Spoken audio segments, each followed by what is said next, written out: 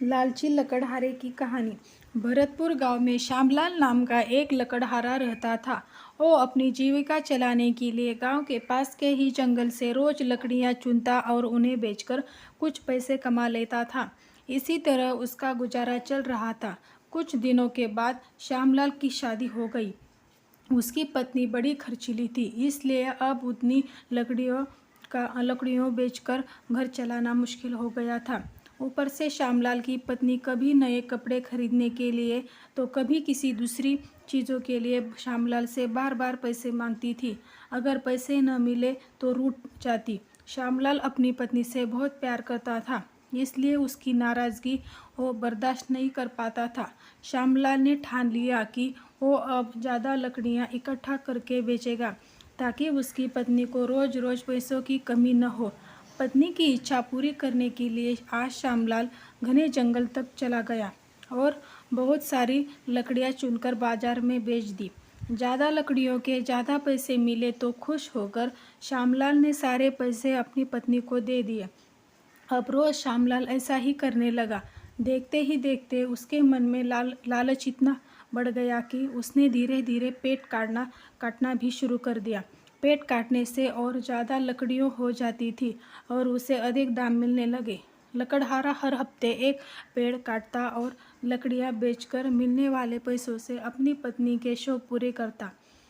अब पैसे ज़्यादा आ रहे थे तो घर भी अच्छे से चल रहा था। धीरे धीरे श्यामलाल ने पैसों को जुए में लगाना शुरू कर दिया। जुआ खेलने की लत ऐसे लगी कि श्यामलाल एक मोटी रकम इसमें हार गया।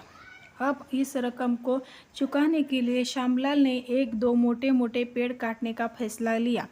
जैसे ही श्यामलाल ने जंगल में जाकर अपनी कुल्हाड़ी को एक बड़े से पेड़ पर चलाने की कोशिश की तो उस पर पेड़ की टहनी ने हमला कर दिया। श्यामलाल चौंक गया। फिर उसे पेड़ की एक टहनी ने लपेट लिया। श्यामलाल कुछ समझ नहीं पाया कि यह सब क्या हो रहा है। तभी पेड़ से आवाज़ आई, मूर्ख, तू अपने लालच के चक्कर में मुझे काट रहा है। तू सारे पैसे जुए में लुटा देता है और फिर पैसे लौटाने के लिए पेड़ काटने आ जाता है। तुझे पता है कि पेड़ कितनी कीमती होते हैं। हमारे अंदर भी जान बसती है और हम तुम इंसानों को जीने के लिए हवा, धूप में छाया और भूख को शांत करने के लिए फल देते हैं, लेकिन तू अपने स्वार्थ के लिए हमें ही काट रहा है।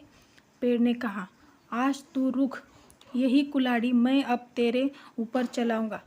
पेड़ की टहनी कुल्हाड़ी से श्यामलाल पर वार करने ही वाली थी कि वह गिड़गिड़ाने लगा। उसने माफ़ी मांगते हुए कहा, मुझसे गलती हुई है, लेकिन मुझे सुधरने का एक मौका दो। अगर आप मुझे मार दोगे तो मेरी पत्नी का क्या होगा? वो अकेली पड़ जाएगी। आज से मैं किसी पेड़ को नहीं काटूंगा, यह प्रण लेता हूँ। यह सब सुनकर पेड़ को श्यामलाल के ऊपर दया आ गई। उसने श्यामलाल को छोड़ दिया।